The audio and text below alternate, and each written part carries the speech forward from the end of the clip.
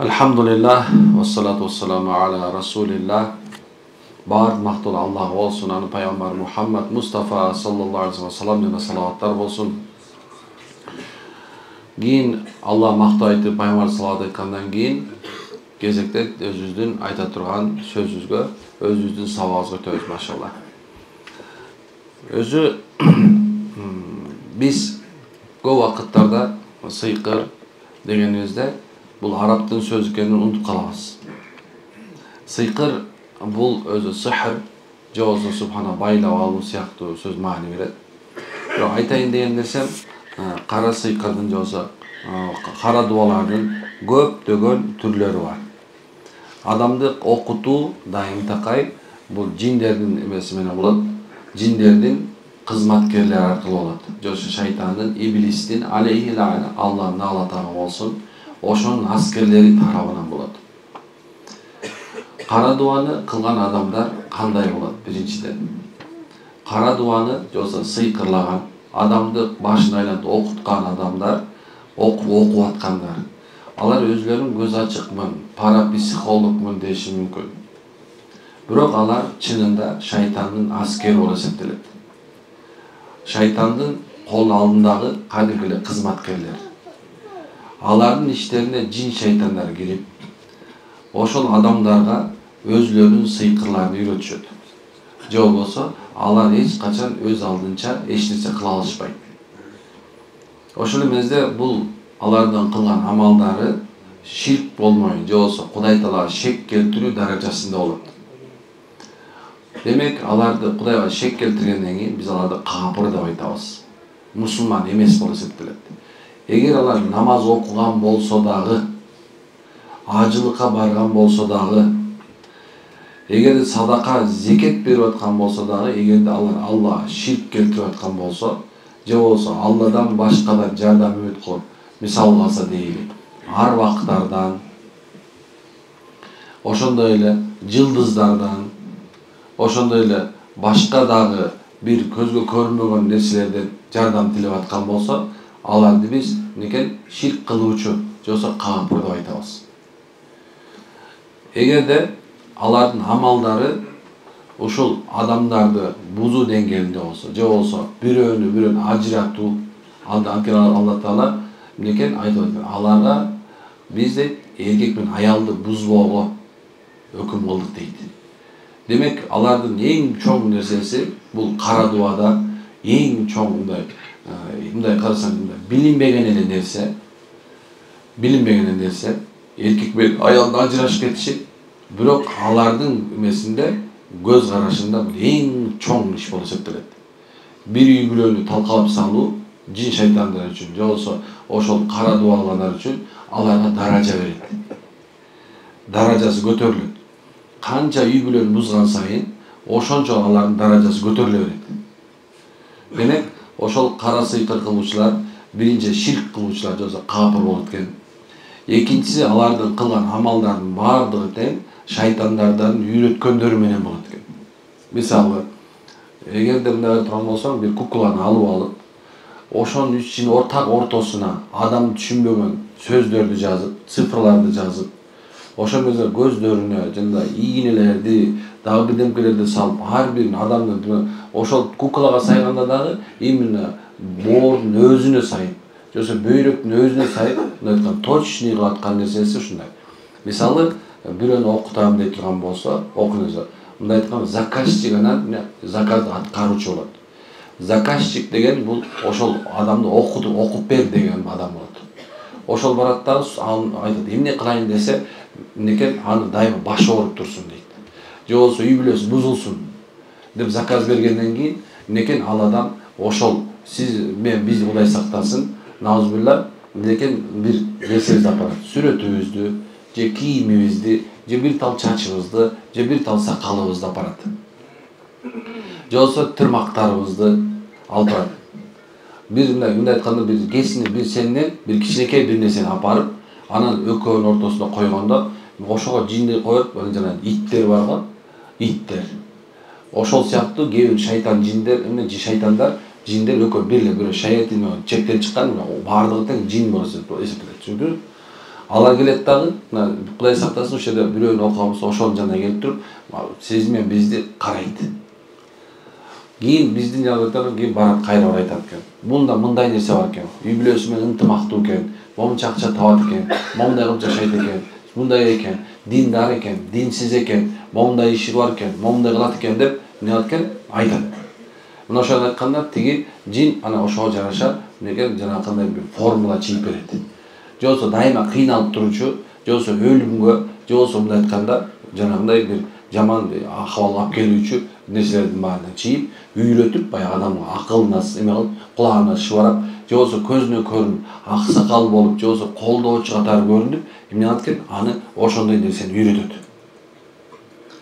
Үйрөтүп туруп, анан кийин субханалла сыйкырды кылып туруп, ошол баягы келген сыйкыр жинге келет дагы, ошол келип туруп бизге ичибизге субханалла ошо жин шайтан кирип, Кудай сактасын баарыбызды, эмне экен? Ошо кара дубанын биринчи эмеси аламаттары башталат. Ханафи алымдардын көз карашы ар кандай. Бул жериндөчү, бирок айтайын десем, эгерде бир жери окуй турган болсо, мисалы ден соолук эле десе, ден соолук эле зыян берет деп айтат. Эгерде үй бүлөсү десе, үй бүлөсүнө эле зыян берет деп айтат.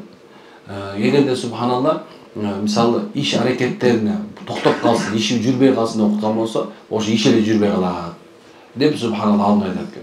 Бирок негизинде көпчүлүктөр айтат экен, жок дейт. Ошол каны сыйкыр болуп турган болсо, 4 нерсе бузулат. Мен дайыма айтып келем бул жөндөчү.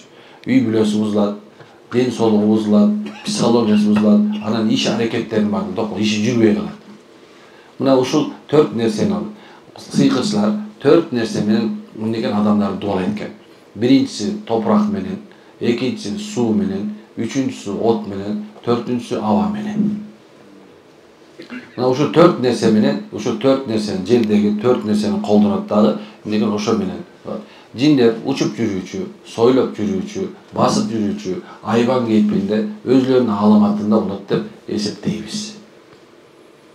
Ошолордун эмнекен кайсысы бар? Мисалы алса, топурак менен боло турган болсо, ал үйлөрдүн түбүнө чачып кетиши мүмкүн. Чачканда ошону тепсей бересиң, ооруй бересиң. От менен боло турган болсо, ийнелердин баштарын күйгүзүп, бир нерсеге сайып кетиши мүмкүн. Бизде Кыргызстанда ошол аябай көп. Көпчүлүктөр мага ийне алып келишет, устаз муну табам деп. Качан окугандан кийин, тазалангандан кийин ал адамда аламат пайда болот. Ал уже мындай айтканда, тиги баш ийбей алганда, ошо сыйкырды өзү эле көрүп таап алат көпчүлүктөр үйлөрүнө. Эми кээ бир адамдар айткан, түшүндө көрөт дегени бар экен, бирок түшкө шайтандар кирет. Ошол себептен мисалы алса, сонун эле досуңду же тууганыңды душман көрсөтүп коюшу мүмкүн. Ошол себептен түшкө кирген нерсеге ишенбейбиз. Түшкө жанагындай бир адам кире берсе, ушул сени окутту дей берсе, анда ишенбейбиз. Эмне үчүн эле субханалла, ал жерде далил керек. Мисалы сен бирөө окутту деп айтса бирөө, ошол адамдын далили болуш керек. Мен дайыма айтам, 4 адам далилге катар келиш керек. 4 күбө болуш керек. 4 эркек айтыш керек. Баландай сен окутганды мен көрдүм. Бирок 4 тең сүйлөшө албагандай болсун. Эмнекен 4 тең такыба болуш керек. Эгерде 2 айтып келсе, экөөнү шарият жаза берет. Жалганчы деп. 3 айтып келсе ойлонот. 4 айтып келсе сахих болот. Эгер 4 күбөң жок болуп туруп, бирөө мен баланды окуп салыптыр, баланды көзү ачык айт десе, анда сен дагы субхан күнөөкөрсүң, тиги да күнөөкөр болуп эсептелет. Түшүндүңүзбү? Демек, ушундай келип туруп окумаганда адамдар жана аламаттар башталат экен. Эми жана башында айткандай, кимдер заказ берет, мисалы, окугандар түшүнүктүү болгон, капырлар экен, шайтандын аскери экен, белгилүү болду. Анын бара турган жери тозок экен, болду. Ошо. Эми ким адамды окутат десе, биринчиден субханалла, ал адам жахил болушу мүмкүн. Кудайдан коркпогон, Кудайды тааныбаган. Кудайды иши мүмкүн, бирок Кудайдан коркпойт. Экинчиси өтө көрө албастыгы, ичкүйдүүлүгү өтө зор, күчтүү болгон адам. Сага болгон жек көрүшү, сага болгон субханалла ушундай ичкүйдүүсү өтө улуу болуш керек алчы. Ошондой деңгээлде болгондо эмнекен, сага бар ушуну өлтүр дейт экен да, өлтүрүү кереги жок мага. Дегенде эмнекен ошол адам окуганга барат экен. Үчүнчүсү субханалла, же ал тозоктон же бейиштен коркпогон болушу мүмкүн. Мен биринчиден эле бир айтайын деген нерсем, субханалла, ушундай деңгээлдеги адамдар эмне кылат экен? Окутат экен. Деңгээли өтө төмөн адамдар. Мен дагы бир сабакта айттым эне. Силерди мисалы алса, кармап алдыңар. Кармап алдыңар бирөө сыйкырланган адамды. Кармап алдыңар. Эми эмне кылыш керек? десе, субханалла, шариаттын өзүнүн соту бар. Бирок башкача жагына келгенде, мисалы алсак, биздин гумандуу болгон себебинен биз эч нерсе кыла албайбыз. Болгон нерсеси аны кечиргенден башка. Шариатта болсо бөлөк болот. Эми эгерде ошол адам кармалган болсоңуз, кечириш керек. Эмне үчүн кечириш керек деп айтсам, мен айтам, анткени анын бара турган жол белгилүү уже. Кайерге барат ал? Тозокко барат, бүттү. Ошол себептен силерди окуткан адамга көңүл бурбашыбыз керек экен. Аны өз жайына коюп, ал тескери дуа кылышыбыз керек, машалла.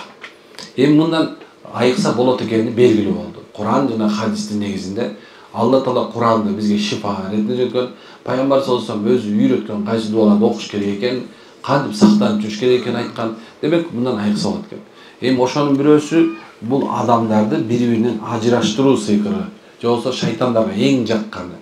Белгилүү хадисте, же болбосо белгилүү жакшы хадисте, Абдул Сахихте айтат, шайтан өзүнүн тактысында отуруп, өзүнүн балдарын чакырат.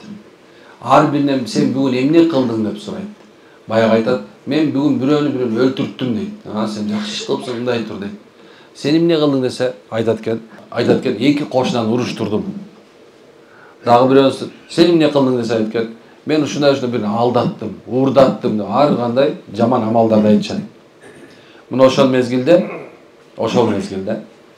бирөөнөн сурайт, сен баласына сурайт, сен эмне кылдың десе, мен бүгүн бир эркек менен бир аялды экөө менен уруштуруп, ажыраштырдым десе, о дейт. Мына бул чыныгы менин балам ушул экен. Чыныгы балам ушул.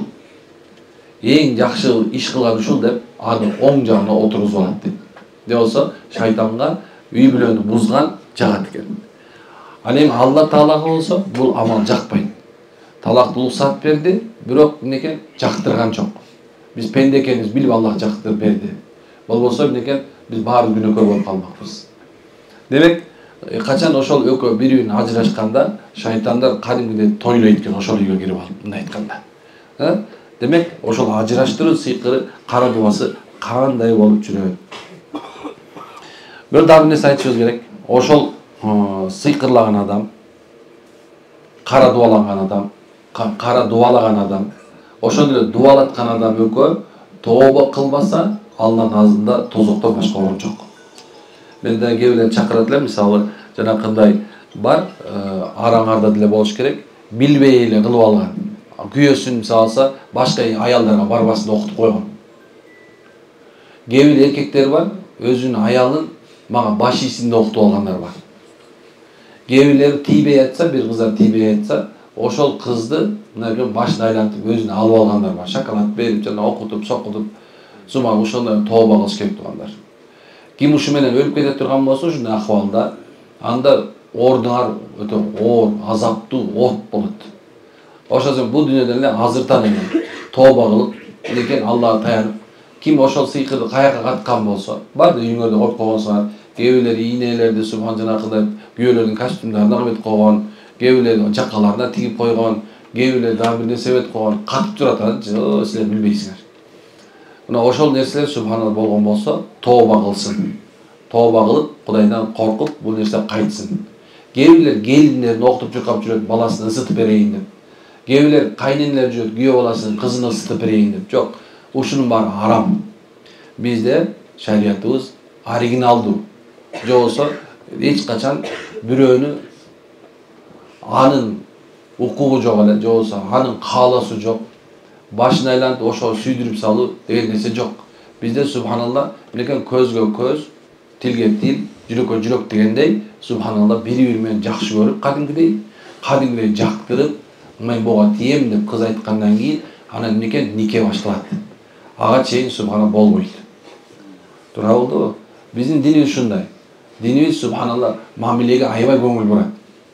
Мамилеге абдан көңүл бурат. Силер менен биз эмес, Пайгамбар Мухаммад алейхиссалам өзү көңүлгө маани берген. Мамилеге өтө көңүл берген. Жакшы көрүүгө, сүйүүгө өзгөчө мамиле кылган. Ушундай нерсе. Эгер бирөөнү сүйүп калган болсоңуз, айткыла деген. Айткыла. Эмне үчүн дегенде бул айтылыш керек экен. Жакшы көрүп калгандан соң. Мен сизди Аллах ыраазы үчүн жакшы көрөм мисалса. Мен сизди сүйүп калдым деген нерсе. Бирок бул нерсе барып эле өлү бою айта бере турган нерсе эмес. Авалки субханалла өзүнүн чегинде мынекен пайгамбар саллаллаху алейхи вассалам айткыла деген экен. Бир айтайын деген нерсем мынекен эч качан бирөөнү заставить этип же болбосо анын эмесине каалоосуна каршы кылган күнөө болот. Демек эми адамды бири-биринен ажыраштыруу үчүн сыйкырда арабча сихр тафрик деп айтабыз. Бул сыйкырдын түрү үчүн адамдар арасындагы мамилелердин сүйүүдөн жек көрүүгө чейин тез өзгөрүшү. Сүйүүдөн бүгөчө бул үй бүлө аябай ынтымактуу болуп турган. Бүгүн эле субханалла биринчи бул эркек эмес, аял. Аял киши өзүнүн күйөөсүн жаман көрүп баштайт. Же болбосо аны менен жашагысы келбей калат. Бул абдан көп кылынган иштер. Некен биринчи туруп туруп эле сопсон үй бүлө 3-4 балаң бар, 5 бала, 6 балаң болсун мисалы алса. Некен ошол күйөөсүнүн бир нерсеси жакпай баштайт.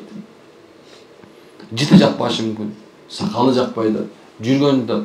Бирок сен бай да, ошо эркек бай да болушу мүмкүн. Бай. Колуна бар нерсе бар. Аялын алтынга бөлөп салган болушу мүмкүн. Кайын журтун укмуш кылып салган болсун.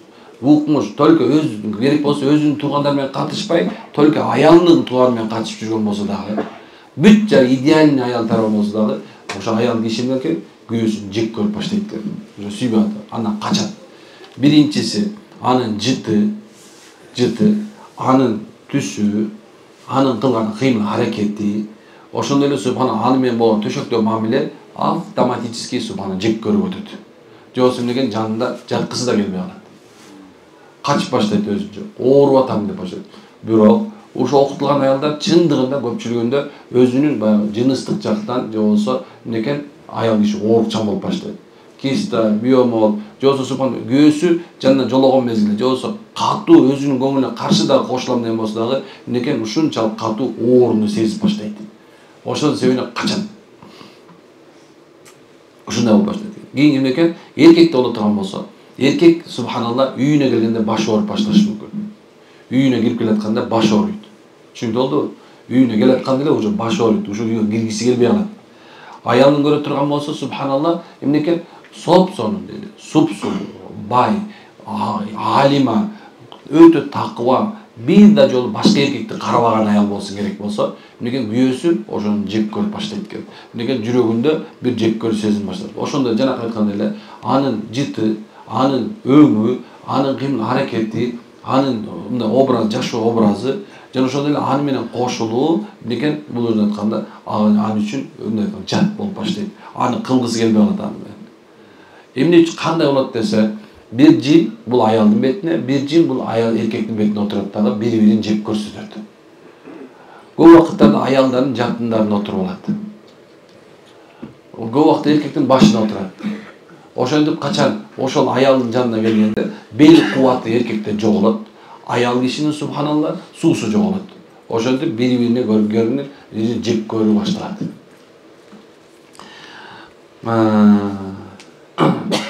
Ошондо адам келбети жиркеничтүү болот жана айтып аткандай. Ошондой эле жөн эмес экен, кулактарга болгон эркек киши арыктап башташы мүмкүн, аял киши болсо шишип башташы мүмкүн. Көп эркектер ушундай болгондор өзүн карабай калат. Эмне кийип жүрөт, эмне жеп атат, кандай машинада жүрөт, эмне аны үчүн сон мынекен кызыктырбай калат. Өзүн бактысыз сезип эле таарына берет, кечке эле таарына берет. Эчтеке болбогондо мисалы 20 жыл мурун сен менин кулагымды тиштеп алгансың деши мүмкүн керек болсо. 20 жыл мурун сен менин бутумду тепсип алгансың басып баратып деши мүмкүн. Ошондон бери шайтандар жанакылы эриме калат.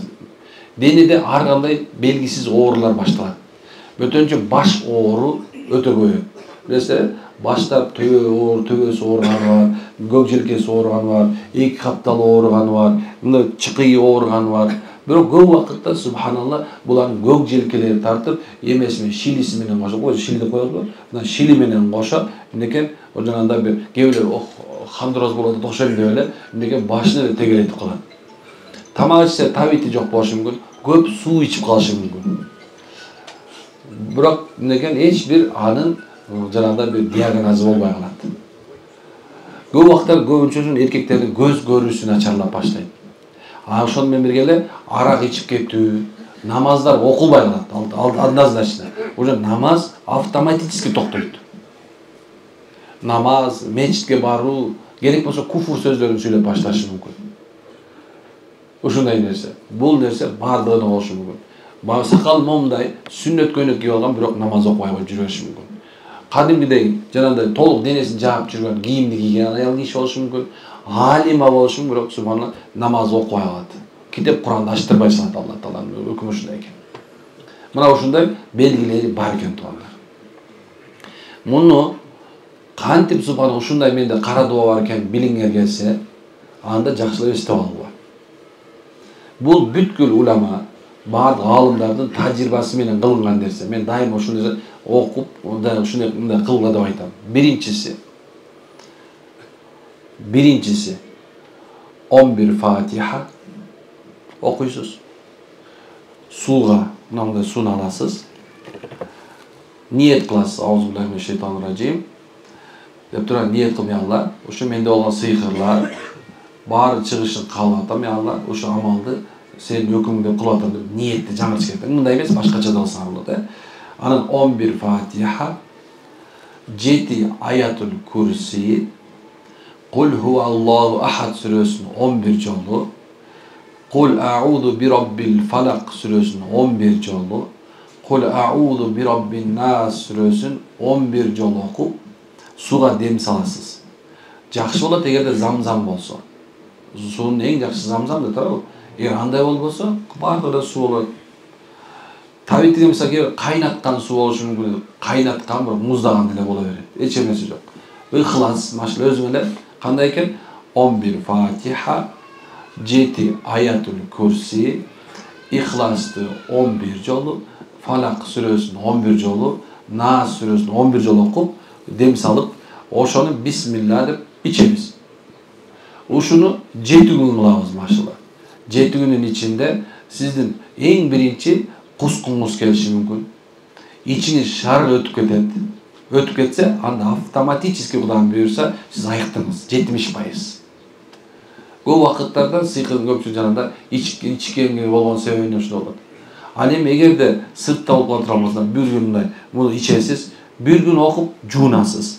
Анткени аба менен болгон болсо, көп убакыттарда шайтандар сыртта туруп басып калат. Bir gün içesiz, bir gün cunaz, bir gün içesiz, bir gün cunaz. Uşunu 7 gün kılabız inşallah. 7 günden keyin Kudayım nasip kılsa, siz uşul sıyhırdan inşallah Allah'ın kallasını bir etneyle Kudayım buyursun atken kutlasız. Ayağınızda gayrı suyup kalasız. Görgün ele gelip kalat. Bırak bir şart, oşu ayağını ökötken bir kılsın şunu. Siz okup beresiz maşallah. Бирок жакшысы бирөөнү окутпай, өзүңөр окугаңар жакшы.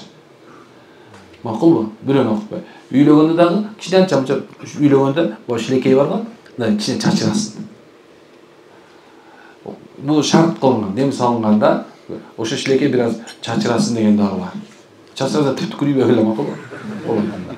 Ошондой эмес. Демек ушуну 7 күн кылабыз машалла. Кээ бирлериңерде кичине калып калышы мүмкүн. Ошо окутканда мисалы жүрөгүң оорушу мүмкүн, лакылдап, көзүң чыгып кетиши деп бул бир давлениең көтөрүлүп түшүп кетиши мүмкүн. Эми ал боло берет ал нерсечи. Айтайын эми мына анын алажы, анын кутулуусу ушул нерсе. Анан садака берип, такыбачылык кылганга аракет кылгыла. Ошондой шайтан келип уруш деп аткан болсо дагы, ошо аялың менен урушпаганга, күйөөң менен урушпаганга аябай аракет кылыш керек. Ушул амалды аял да кылса болот муну. Эгерде мисалы күйөөсү тоң моюнданып атат, көрүнүп турат. Кээ бир убакыттарда мисалса тески мисалы аял эле жек көрүшү мүмкүн, бир эркек жек көрбөйт. Кээ бир эркек жек көрүшү мүмкүн, аял жек көрбөшү мүмкүн. Ошол себептен мына ушул амалды ким кыла турган болсо, иншалла Кудайым буйрса, эмне болот экен? Мындан Кудай насип кылса, кутулат экен иншалла. Түшүнүктүү болдубу? Бул суроолорду мындай силерге мен шашпай түшүндүрүп берем. Университеттеги эле. Аргенсеп, эгерде мисалы мен сабак берип турган болсом, ушул жөнүндө мен ушинтип түшүндүрүп бермекмин. Мен дагы көп нерсени айтпай койдум, араңга силер молдо болбогон себептер. Эгер молдо боло турган болсоңор, мен азыр башкача түшүндүрүп бермекмин. Бул жалпы аввамын нас дейт, жалпы эле бүт бизге окшогон жөнөкөй илими жок адамдар үчүн иншалла мындай учебный пособие болуп эсептелет. Бирок бизди көрүп аткан баардык молдолор эгер ушуну окуп бере турган болсо, иншалла 40 күнүн ичинде ушуну эле окуп эле бере берсе, бирөөнө дем салбай эле. Кээ бир молдокелер бар да, дем салбайт.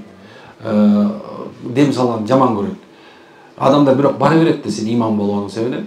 Ошон үчүн ушул айтып аткан Ихлас Фатиханы 11 жолу, Аятул Курсини 7 жолу, Ихласты 11 жолу, Фалак сүрөсүн 11 жолу, Нас сүрөсүн 11 жолу 5 литр суу алып келип окуп берип, ошолор жөнөтүп ичире берсе, иншалла бир нече убакыттын ичинде ошол үй бүлө ордуна келет.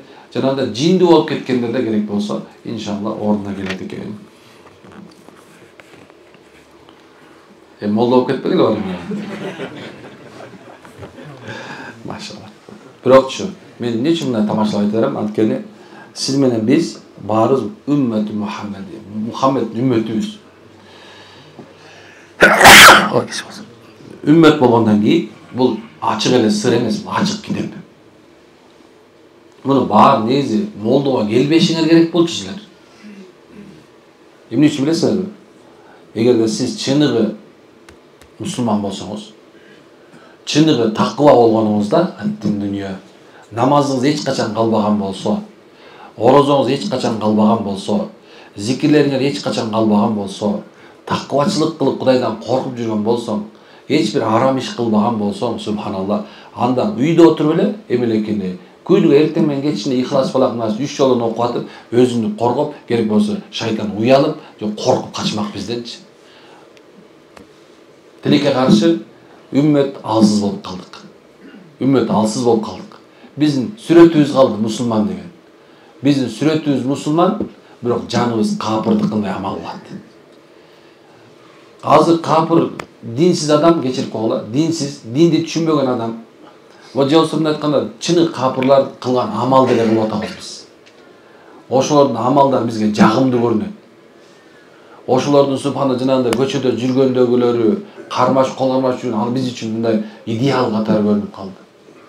Алардын уятсыздыгы, алардын динсиздиги, алардын капырлыгы бизге мындай эталон болуп калды. Алардын кийимдери, алардын жашоо образы биздин жашообузга кирип кетти дагы, биз мусулманмын деген атыбыз калды. Бирок мусулман атыбыз бар, бирок затыбыз башка.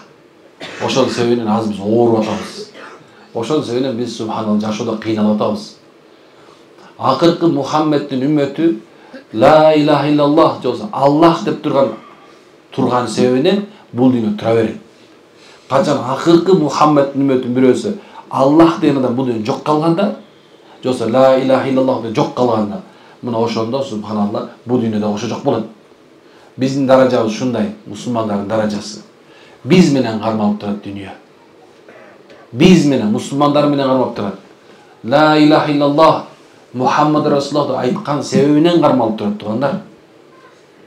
Биздин даражабыз Аллахтан кадыр ушунчалык. Ушундай кадырлуубуз биз. Биз болгон нерсеси өз динибизден алыстап, башкалардын дининен туура деп кетип баратабыз. Дин деген бул жашоо, башкалардын жашоосу, пайгамбарыбыз кимди туурасыңар, кимди жакшы көрсөңөр, ошонун дининде болосуңар деген. Биз бузулган элдин аркасынан, бузулган субхана жанагындай бир идеялардын аркасынан ээрчип кеткен себебинен биз ошолорду сүйгөн себеп жашообузга субханалла күндөн күнгө сыноолор, проблемалар, дагы бирдемелер бар. Онда жанагындай мурун мындай бир булак болуп акырын кирип аткан болсо, азыр дарыя болуп жашообузга кирип кетти. Ошол себебинен кел деп аткан ушул экен, эй, Мухаммеддин үммөтү, кел Мухаммад жашагандай жашайлы. Келе Мухаммад көрсөткөндөй жашайлы. Келе Мухаммад алейхиссалам жашагандай ошол жашоо образын жашоолап келели. Биздин ата-бабабыздын баардыгы тең ошол мен Мухаммеддин үммөтүмүн деп Мухаммедке окшоп жашап келген себебинен бир уч эл 2 миллиондун тоонун текесин апарып туруп кырып салгандан кийин дагы мына калганыбыз ушунчабыз дагы. Тоонун этегин апарып турупчу, сөйөк деген каргашал жер апарып турупчу, кырып салгандан кийин дагы калдык. Турасыңар мынакей. Эмне үчүн билесиңерби? Анткени бизде иман, ишеним күчтүү болгон себебинен ушундай болгон. Ушунчалык күчтүү мындай бир суунун этегинде балык быкып мына ушундай көп турса дагы ошондон ушул адалбы же харамбы деп күмөн кылышып, арасында молдолордун баарын биринчи өлтүрүп салган да. Элдин баары эмне кыларын билбей калган мезгилде ошол балыкты жеп өтүп барып ачкадан ар жактан кырылган. Болсо балык адал эле болчу. Бирок ошону некен биринчи образованный адамдын баарын кырып салган себебинен субханалла ушул даражага келген.